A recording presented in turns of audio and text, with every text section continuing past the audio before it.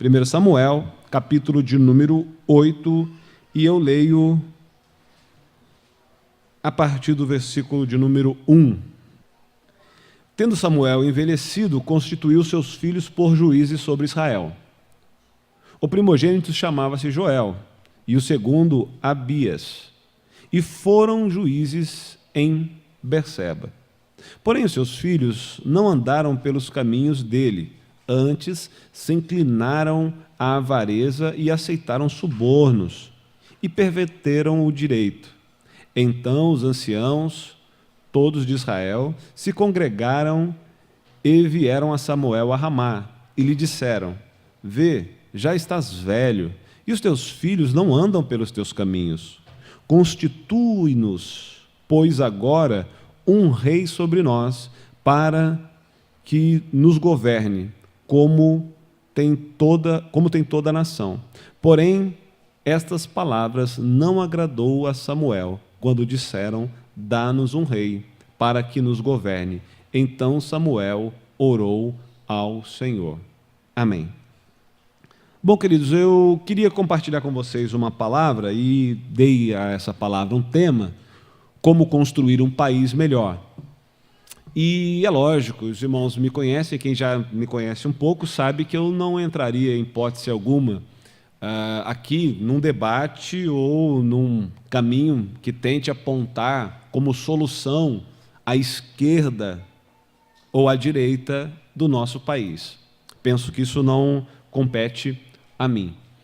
Penso também que não seja essa a solução, e que nós temos na comunidade tanto pessoas que podem defender a direita por convicções e se defendem, devem defender essas convicções por conhecê-las e, de fato, serem convicções e não achismos, né? E nós temos na comunidade boa parte que respeita e que gosta e que defende um pensamento contra governo. Mas temos também na comunidade uma parte, os quais eu respeito de igual modo, que são pró-governo e que têm direito de ser pró-governo e que não podem ser pró-governo apenas por uma ideologia rasa, mas devem ter lá os seus fundamentos e têm direito de assim pensar. Então, tendo isso dentro da comunidade, acredito, e como dizia na minha oração, que tantos da esquerda, ou defensores do governo, ou os contra-governo, que são cidadãos de bem, que são pessoas que servem a Deus genuinamente, que entenderam o que é evangelho, fazem essas suas defesas de um ponto de vista acima da esquerda e acima da direita, mas influenciado talvez por aquilo que aprendeu, por aquilo que abraçou. E se trata de cidadão de bem, o pensamento final é o mesmo. Queremos um país melhor. Queremos um país mais justo. Queremos um país honesto. Queremos líderes que não roubem a nação. Então, eu acredito que o homem de bem, de ideologias de esquerda ou de direita, homens e mulheres de bem, o que eles querem é a mesma coisa. Escolheram caminhos diferentes, escolheram ideologias diferentes, mas se trata de homem de bem e de mulher de bem, entendo que querem a mesma coisa, ok?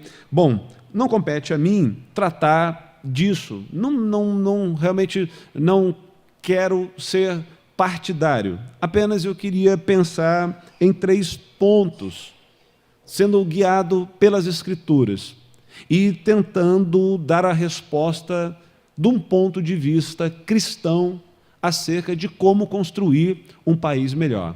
Seriam os seguintes pontos. Primeiro, o que é um país melhor? Quando nós falamos que queremos um país melhor, é melhor para quem? Melhor para quê? E o que é, de fato, melhor?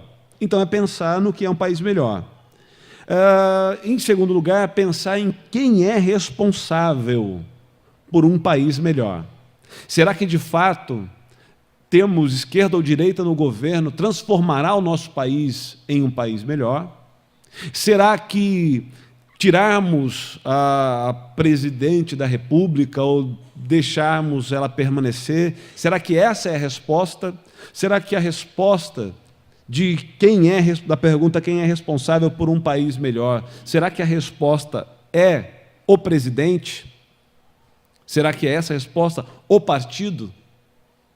Ou há uma outra resposta para essa pergunta quando feita dessa forma, quem é o responsável por um país melhor? E, por último, talvez pensar em como construir um país melhor. Então, o que é um país melhor, quem é responsável e como construir um país melhor. Eu li o texto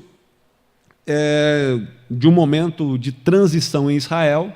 Os irmãos sabem que Israel foi escolhido como povo de Deus, pelo próprio Deus, e havia aqui um momento de transição no texto que nós lemos.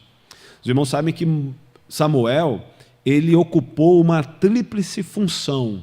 Foi um momento muito peculiar de Israel, onde Samuel foi profeta de Israel, onde ele foi juiz em Israel e ocupou uma função sacerdotal em Israel.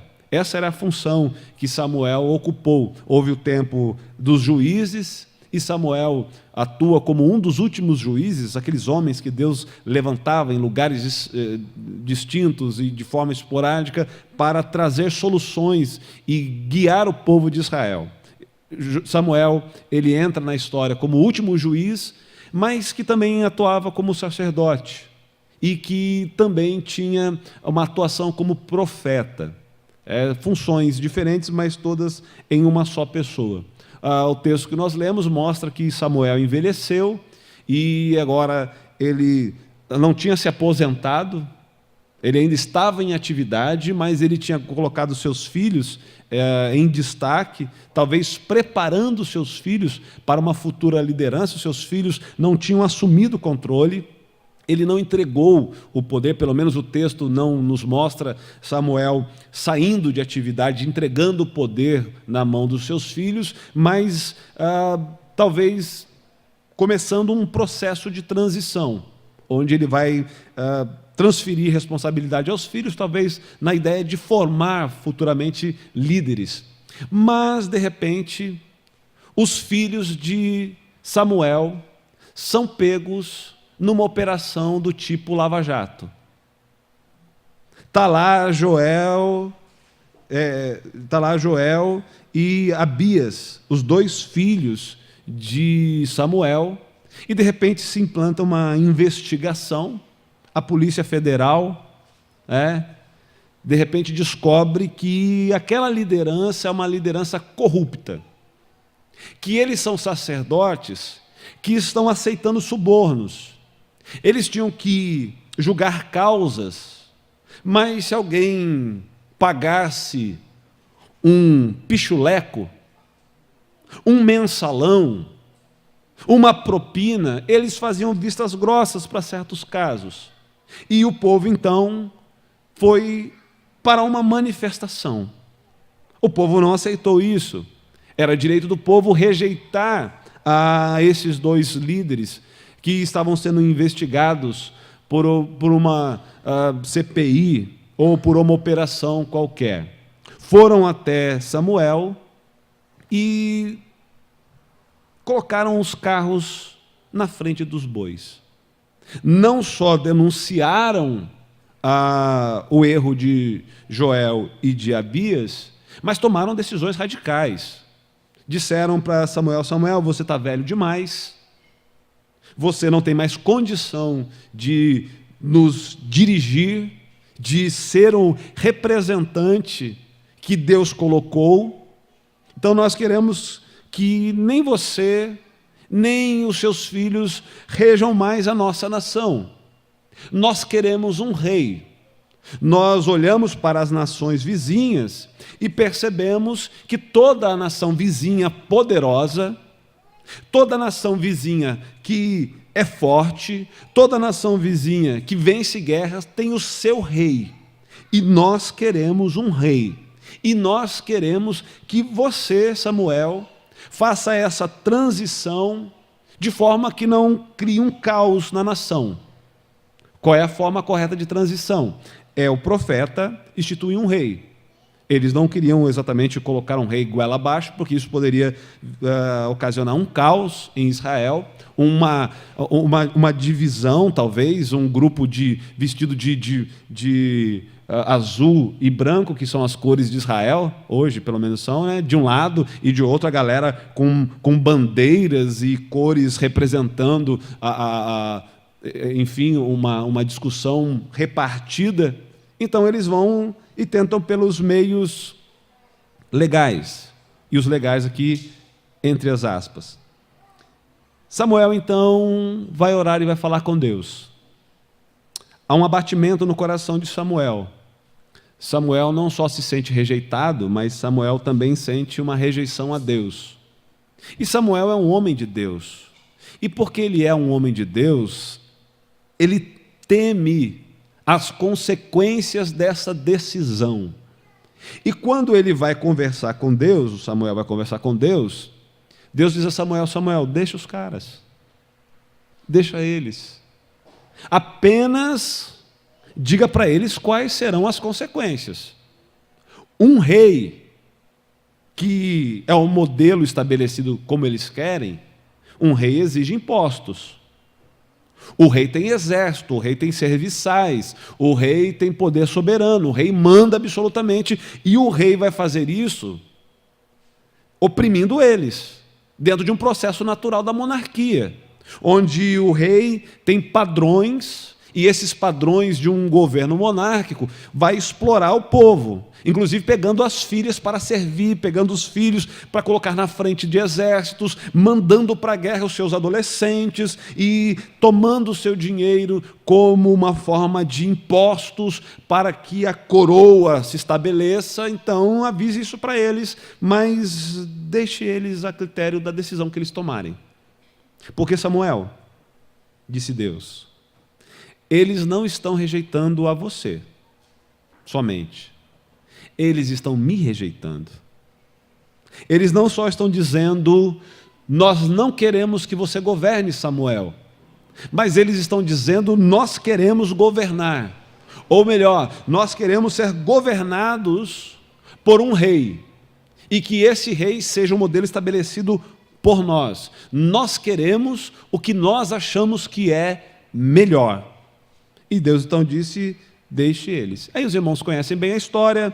Surgiu Saul, e Saul foi ungido rei. E Saul se tornou rei de Israel. E é interessante que na primeira batalha que Saul vai fazer, Saul já dá, como a gente diz, o cartão de visita dele. Há uma guerra, Saul pega um boi, corta em picadinhos e manda distribuir os pedaços por todo Israel e diz assim: quem não for comigo para a guerra, primeira postura do cara como rei, quem não for comigo para a guerra, todos os seus gados vão ser picados igual eu piquei esse aqui. É isso que eu vou fazer. Então ele vai lá e diz o seguinte: quem não for, todos estão obrigados, quem não for para a guerra comigo, quem não se juntar a mim, quem não se juntar ao meu exército, eu vou mandar matar o gado de vocês. Ou seja, você tem que se alistar. É alistamento obrigatório. Não tem essa de os que amam a Deus vão para a guerra, não. É alistamento obrigatório. E aí, depois disso, viria coisas como as outras obrigatoriedades que nos afetam até os dias de hoje. Dá uma olhadinha aí no versículo de número 5, querido, do capítulo de número 8.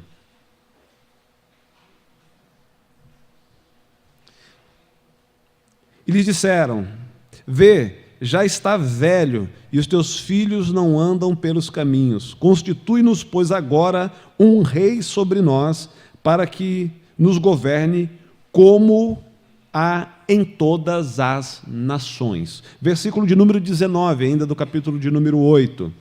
Porém, o povo não atendeu à voz de Samuel e disse: não, mas teremos um rei sobre nós. Então, depois da advertência de Samuel, porque Samuel foi lá e disse para eles assim: gente, o peso de ter um rei é esse, esse e esse. E eles disseram, não importa, nós queremos um rei assim mesmo. E aí a primeira pergunta é essa: o que é um país melhor? Porque Israel também queria uma nação mais poderosa, também queria uma nação melhor, também estavam sofrendo os desmandos de uma operação Lava-Jato, também tinham sobre eles, entre os que governam, algumas pessoas corruptas, que vendiam, ou que se vendiam, que assinavam contra alguém por causa de um dinheiro a mais. Também sofriam os impactos de um mensalão ou coisa parecida. A pergunta é, o que é um país melhor? Será que Israel consegue entender que as suas decisões não os levará a um país melhor? Será que Israel consegue ter o discernimento do que de fato eles estão pedindo?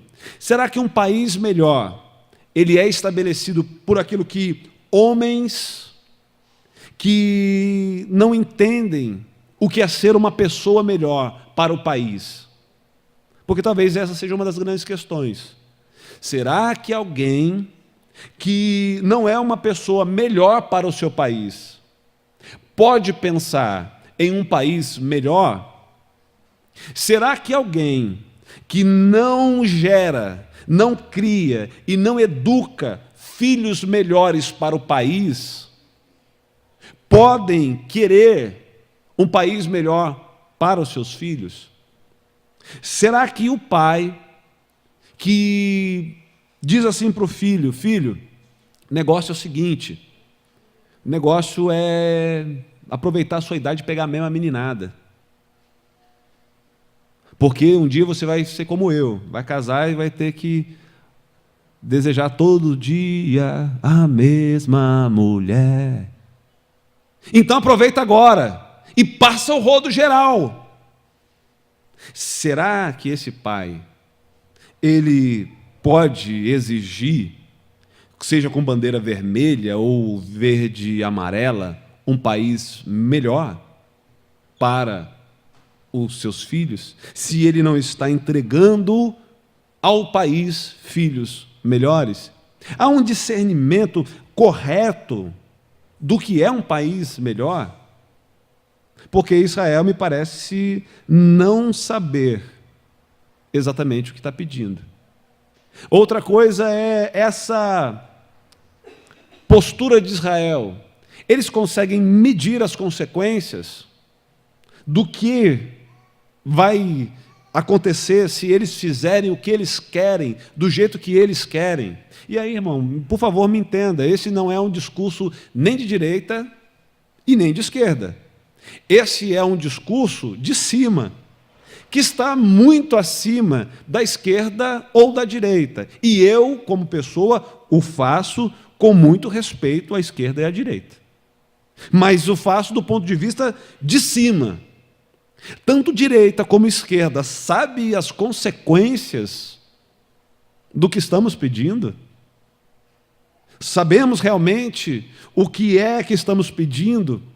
Eu diria aqui, já que estamos falando dentro de um contexto do nosso país, e essa mensagem não terá sentido talvez nenhum para quem não esteja vivendo ou quem a ouça fora do nosso país, mas a pergunta é, quem milita a favor do governo sabe o que realmente está querendo e quais são as consequências?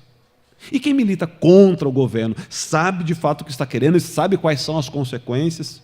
Os desdobramentos de tudo isso para o nosso país? Porque Samuel aplica e explica quais serão as consequências. 8, versículo 7. Para termos um país melhor, irmãos, o primeiro passo, não rejeite a Deus. Versículo de número 7 do capítulo 8.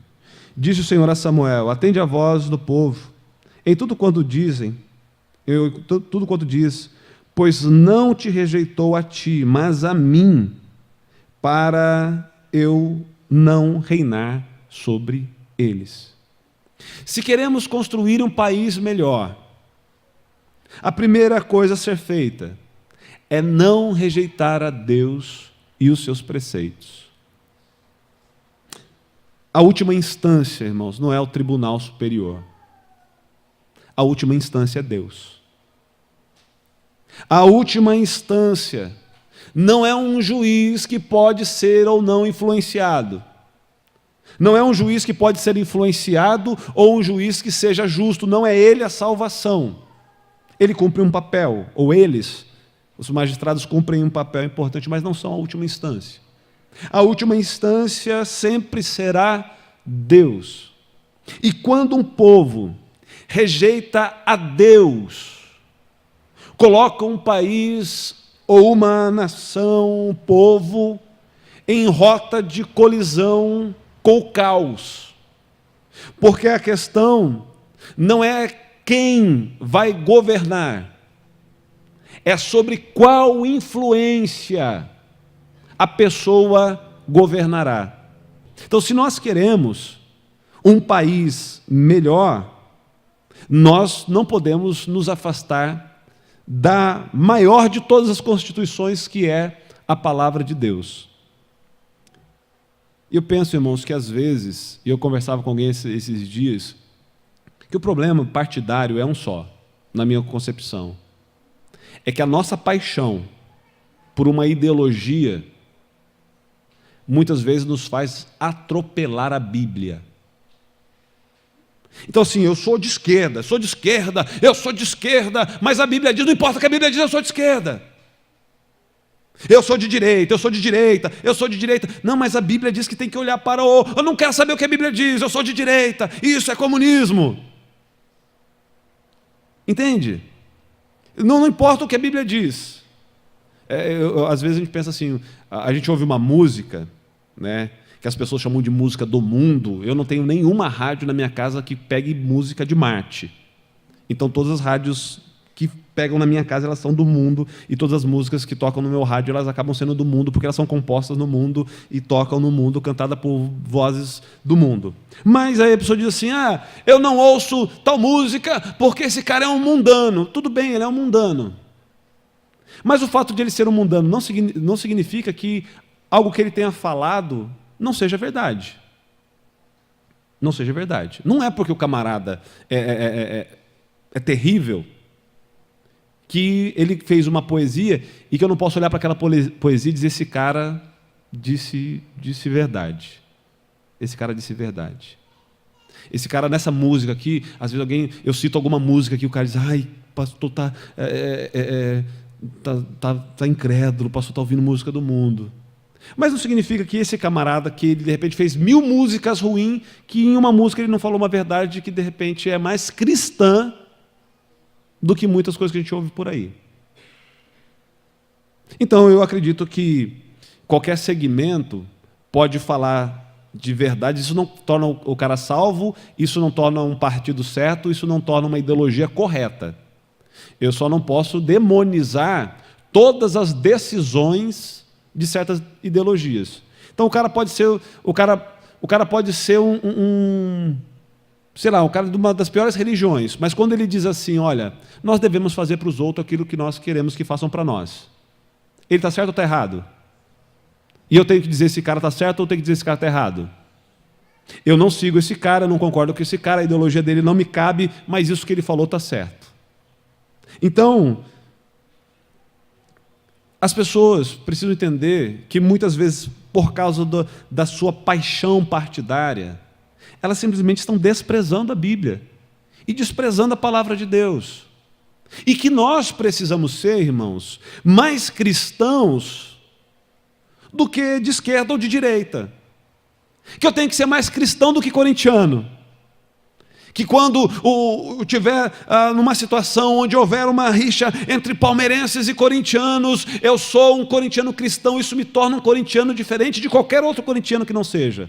Porque a minha paixão por futebol não se compara à minha paixão por Cristo. E a minha paixão partidária não se compara pela minha paixão por Cristo. A minha paixão por uma ideologia não se compara à minha paixão por Cristo. E todas as vezes que a ideologia, seja qual for, ela esbarrar em Cristo, eu vou ter que gritar contra.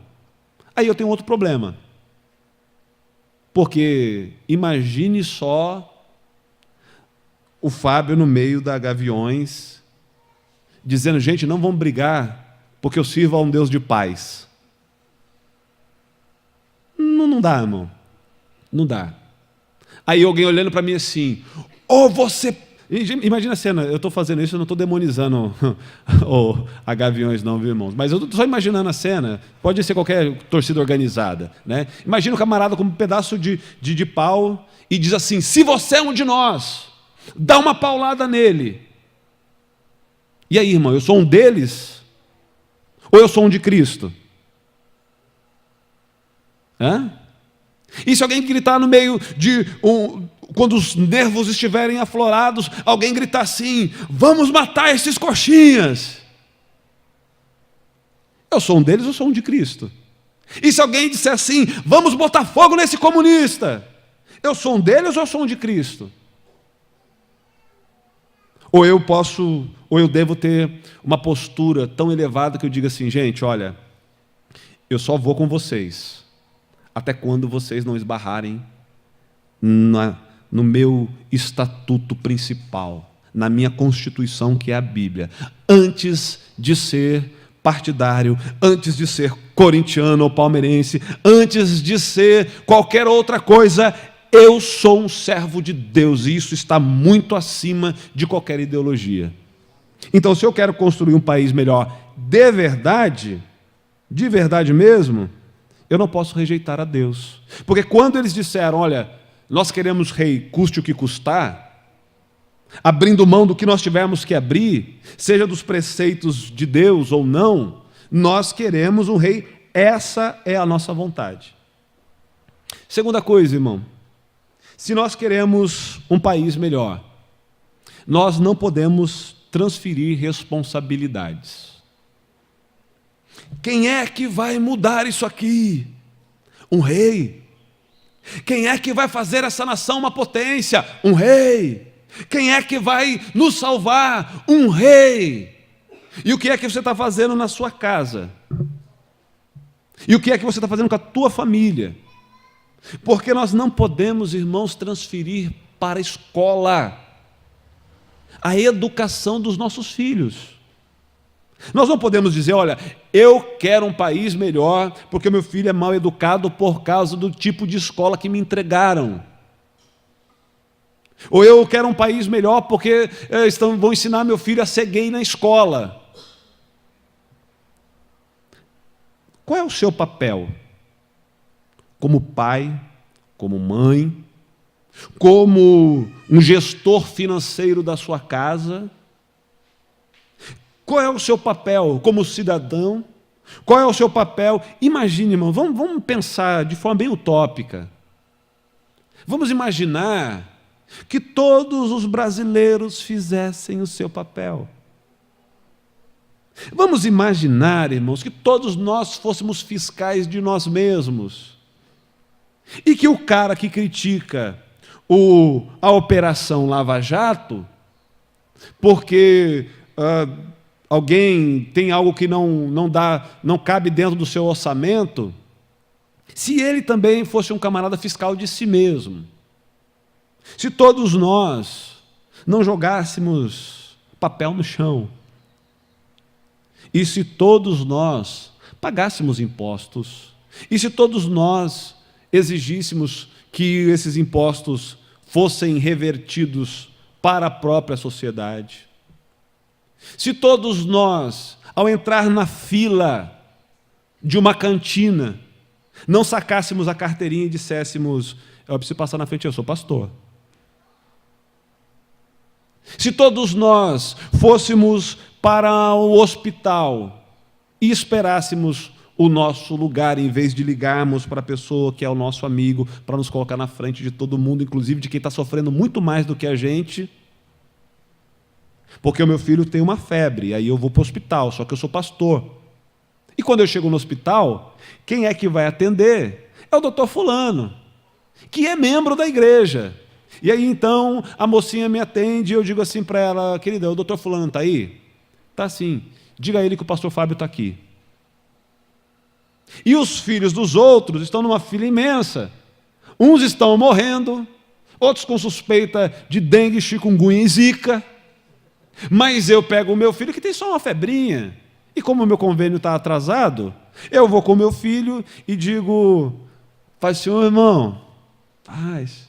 Você dá uma olhadinha no meu filho aí? Ô, pastor, é claro, deita ele aí e tal, exame, pede exame e tal, e conversa, e passou o culto no domingo, foi uma bênção, né? O senhor falou lá, e eu pensei que o senhor ia se posicionar da esquerda à direita e tal, e não sei o quê, e o povo está na fila, e eu estou aqui, e aí eu pego um cafezinho lá e tal, e o povo está na fila.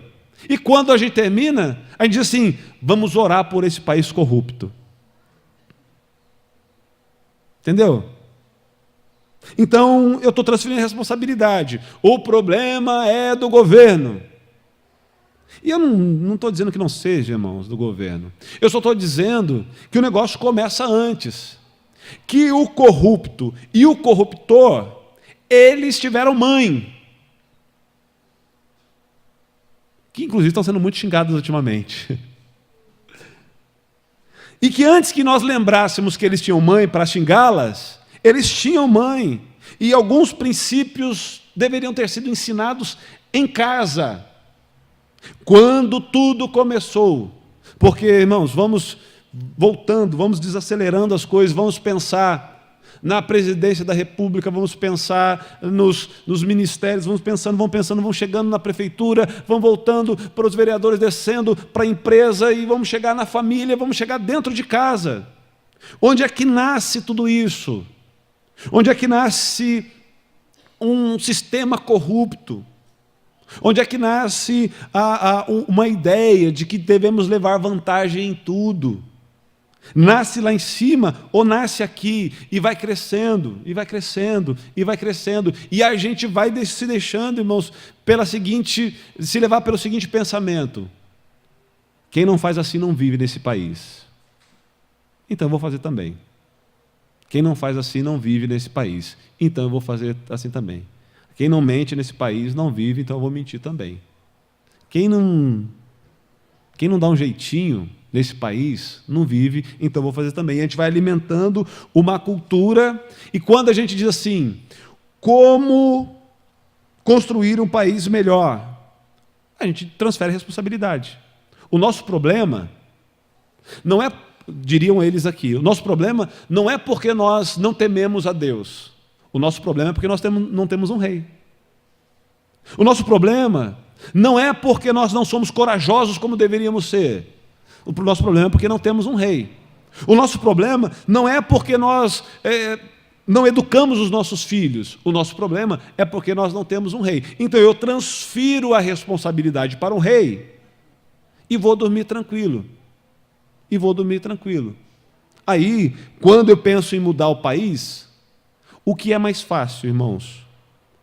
Mudar o país, a minha tentativa de mudar o país, quando eu digo assim: olha, eu ajudei o meu país a mudar. Você acha que nós vamos ouvir alguém dar entrevista na televisão algum dia dizendo assim: eu ajudei o meu país a mudar? Está aqui, ó, meus 2 filhos. Eduquei da melhor forma que eu pude. Eu ajudei o meu país a mudar. Está aqui, ó, nunca fiz algo que pudesse prejudicar o meu país.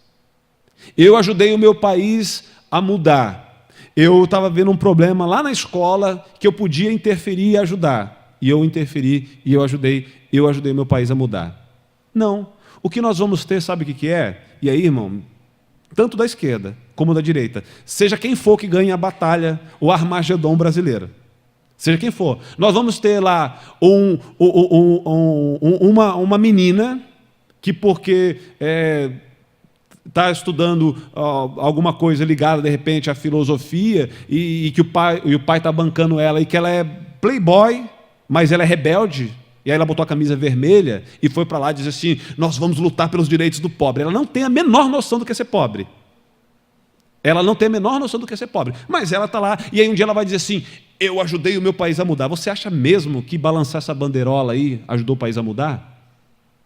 Você acha mesmo que você fez alguma coisa para o Brasil? Ou, do outro lado, nós vamos ter pessoas que, da mesma forma, se dizem defensores e que não sabem exatamente, quando alguém pergunta assim, por que você está aqui? O cara não sabe explicar por que está ali. E tem outros que estão pensando realmente que é Copa do Mundo mesmo. Ele viu todo mundo de verde e amarelo e disse, vamos lá, é alguma coisa desse tipo aí. Sei lá, é Olimpíada já. E o cara está lá. E então, eu ajudei o país a mudar. Ou será que nós ajudamos o país a mudar, irmãos? Na base. Na base.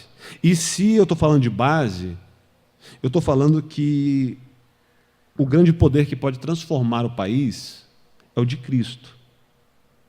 E não tem como eu fugir da pergunta feita todos os domingos, que tipo de cristão eu estou sendo, irmão? Que tipo de cristão eu estou sendo? O que é que os meus filhos assistem? Não na TV, porque, sinceramente, irmãos, para mim a discussão, se a mulher pelada na novela deve passar depois das 10 ou antes das 10, não me importa. Se o cara vai beijar ou não vai beijar o outro na boca, e se esse beijo vai ser de língua ou não vai ser de língua, pouco me importa.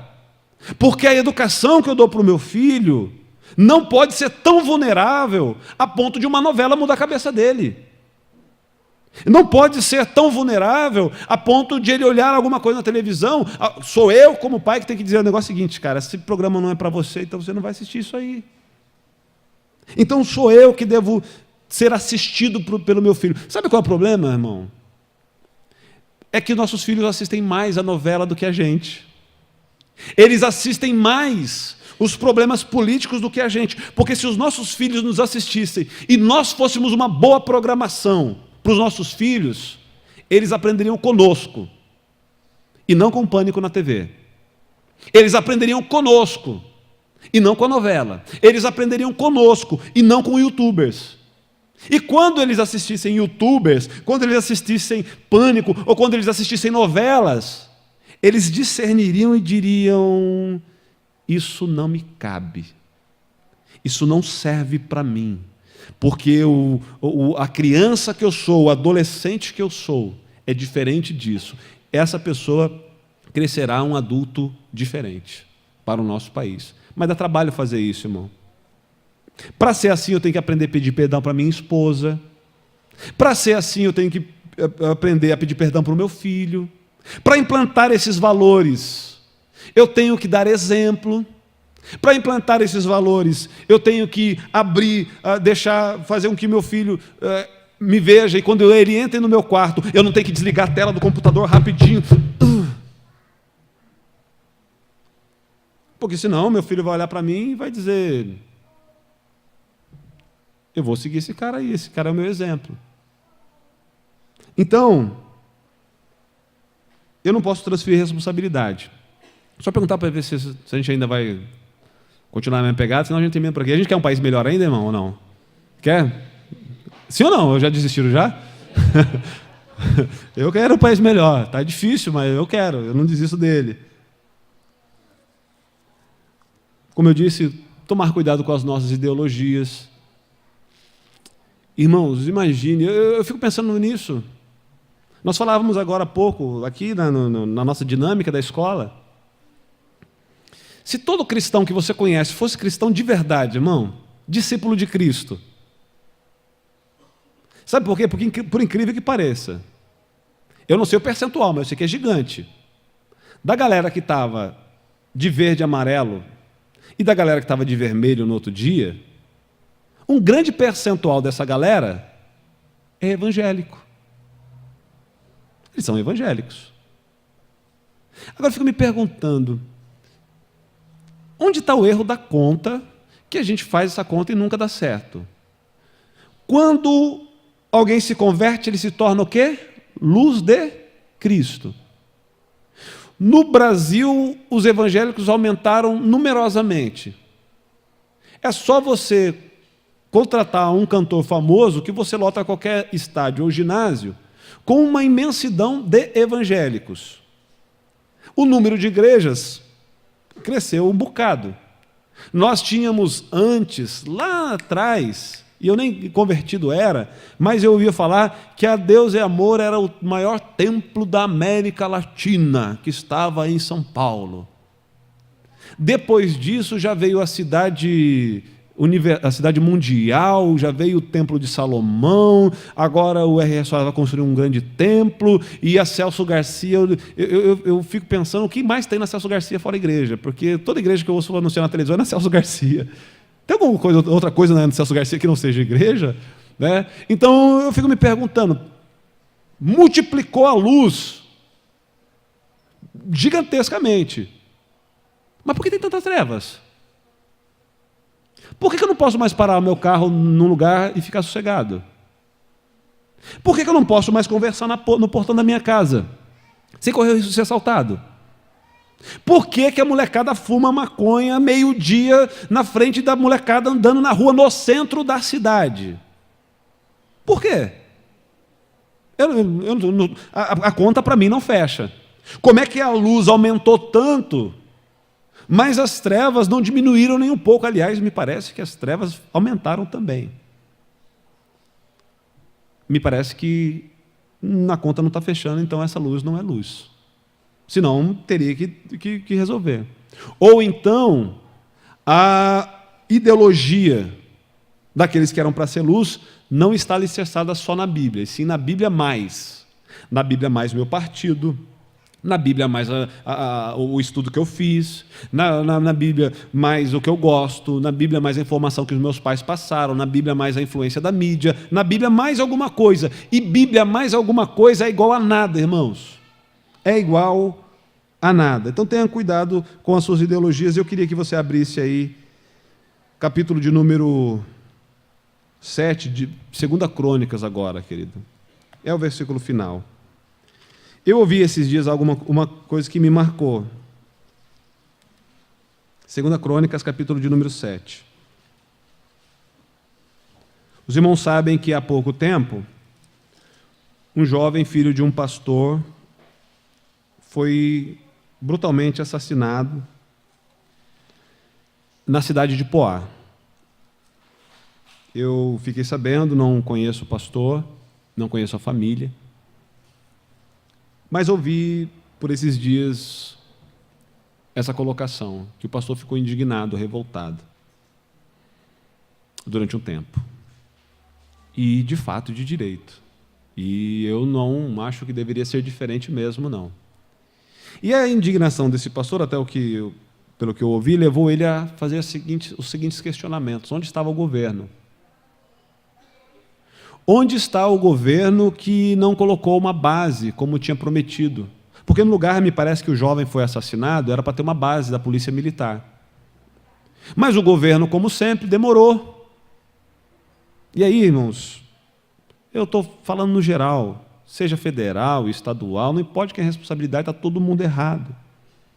E o governo não implantou essa base militar, da polícia militar. O menino foi assaltado e morto. E aí, então, a indignação veio para esse lado, de onde estava a base militar, que realmente é uma cobrança que devemos fazer como cidadãos. Porque o governo não fez isso. Porque o governo não interfere. Porque se o governo fosse governo de verdade, esse menino não estaria na rua armado. Se o governo fosse governo de verdade, a polícia não estava tomando café na delegacia, e sim andando na rua. A polícia não estaria só um policial para uma população gigantesca, uma viatura para um bairro enorme, mas sim um número certo de policiais, porque o dinheiro que é roubado e deveria ser destinado para a segurança, seria para a segurança, porque o imposto que pago iria para atender as pessoas, não morreriam nos hospitais, porque o dinheiro que está indo para comprar propriedades, enriquecer pessoas e abarrotar as contas na Suíça, não estariam indo para esses lugares, viria de volta para o povo. Onde está o governo que deixa o mundo do jeito que está? Mas de repente caiu uma ficha para aquele pastor, pelo que me contaram. E a ficha foi a seguinte: onde estava a igreja que não evangelizou esse menino que foi o assassino? Onde que estava a igreja que não bateu na porta dessa criança quando ele ainda era um menino de 3 anos morando em um bairro como Maitê. Onde é que eu estava? Quando ele ainda era uma criança. E alguém disse assim: seja um contador de história, salve uma vida. E eu disse: não posso, eu tenho passeio. E eu disse: não posso, cara, eu não vou lá, não é o meu ambiente. Aquelas crianças não ouvem. Não adianta ficar malhando em ferro frio. E essa criança que estava lá, ele não ouviu a história, porque eu não contei a história. Porque assim como a representação do Estado não estava lá, a representação do reino de Deus também não estava lá. Porque o Estado negligenciou e eu também negligenciei. Porque o governo preferiu engordar com o nosso dinheiro e eu preferi cantar no show do Tales. E aí eu tenho que bater no meu peito e, diante de algumas situações, fazer aquela velha declaração que se fazia no rito católico antigamente. Minha culpa, minha máxima culpa. Porque eu estou dizendo que o problema é do Estado. E irmão, é do Estado também. Mas não é só do Estado. O Estado tinha que agir como Estado. E eu tinha que agir como igreja. A igreja precisa interferir, não é colocando um candidato, irmão. Olha, se você é a favor de mudar via política, ok, eu entendo. Mas você só pode ter direito de mudar o mundo via política se você está mudando primeiro como igreja. Porque se não mudamos como igreja, não adianta, seja o rei, seja Samuel ou os filhos de Samuel. Se nós não formos a nação cujo Deus é o Senhor, vai dar na mesma. E a nação cujo Deus é o Senhor não é a nação cujo presidente é crente, nem de esquerda e nem de direita. Feliz a nação cujas pessoas pertencem ao Senhor. Não adianta, meu irmão, a gente dizer: olha, Suzano é do Senhor Jesus. Não é. Não é. E se eu não fizer nada, não será. Não adianta, irmão, nós ficarmos daqui e dizermos assim: vamos lá então, irmãos, estenda suas mãos para o Maitê. O Maitê é do Senhor Jesus. Não é. E se nós não formos lá tomar o Maitê, não será. Se nós não implantarmos o reino de Deus, não será. O Brasil, se nós colocarmos um presidente ao nosso gosto, do nosso partido, da nossa ideologia, o Brasil não vai melhorar por isso, ou pelo menos não será salvo por isso. O que nós precisamos, irmãos, é do que está aqui, segundo Crônicas, capítulo 7, versículo de número 14. Se o meu povo, que se chama pelo meu nome, se humilhar e orar e buscar, e se converter dos seus maus caminhos, então eu ouvirei dos céus, perdoarei os seus pecados e sararei a sua terra. Se o meu povo, se aqueles que me temem me trouxerem para dentro das suas casas, para a vida dos seus filhos, para os seus empregos, para os seus relacionamentos, isso vai se tornar algo poderoso. E eles então vão influenciar outras pessoas, isso vai influenciar duas pessoas, e isso vai melhorar o nosso país. Eu não estou dizendo aqui, irmãos, que acredito que chegará um dia em que o mundo será um mundo perfeito. Não, porque eu sei que só Deus regendo a todos é que o país pode ser um país perfeito. E quando isso acontecerá? Na eternidade, onde Deus será o soberano, a luz daquele lugar. Por isso que a proposta da mensagem não é construindo um país perfeito, e sim construindo um país melhor. E a única forma de mudarmos, irmãos, a história do nosso país é dizendo: venha ao teu reino, seja feita a tua vontade, aqui na terra como no céu. E estabelecendo isso cada um de nós dentro das nossas casas. Preparando filhos que, se amanhã forem prefeitos, presidentes ou governadores não tenham coragem de roubar, porque você implantou dentro dele algo. Você não mandou ele para a escolinha de discípulos, você andou com ele, você não ensinou o menino o caminho que ele deve andar, você ensinou o menino no caminho que ele deve andar, você andou com ele, você disse para ele, seja como eu. Falamos hoje de discípulos, irmãos. Nós temos a missão de gerar discípulos dentro da nossa casa, com os nossos filhos e por onde quer que nós passarmos. Não tenha ação sem oração. Não viva uma vida só de oração sem ação. Eu não estou motivando ninguém aqui a não ser militante de alguma coisa, não estou motivando ninguém a não lutar pelos seus direitos, muito pelo contrário. Eu acho que se existe um povo que deve entender de direitos e de coisa direita, esse povo devemos ser nós. Se deve ter um povo politizado, que entende do que está fazendo, que sabe votar, que sabe exigir de um candidato, que sabe esse povo devemos ser nós. Esse povo devemos ser nós. Mas tudo isso feito debaixo disso aqui, ó, das Escrituras. Então, se você disser assim, hoje o culto foi sobre política. Não, não foi, irmão. Foi sobre vida cristã. Se você pensar assim, eu acho que o pastor não deveria gastar o tempo do culto falando sobre essas coisas. Eu não estou falando sobre política, nem tampouco estou falando sobre partidos. Eu estou falando sobre entronizarmos o Senhor como Rei absoluto das nossas vidas, para nos dirigir até nas nossas escolhas políticas, sim, até para nos direcionar em quem nós vamos votar. Quem escolhe somos nós. Quem escolhe partido, quem escolhe bandeira, quem escolhe candidato, somos nós. Mas nós devemos viver a vida sob a influência do Espírito Santo. Amém?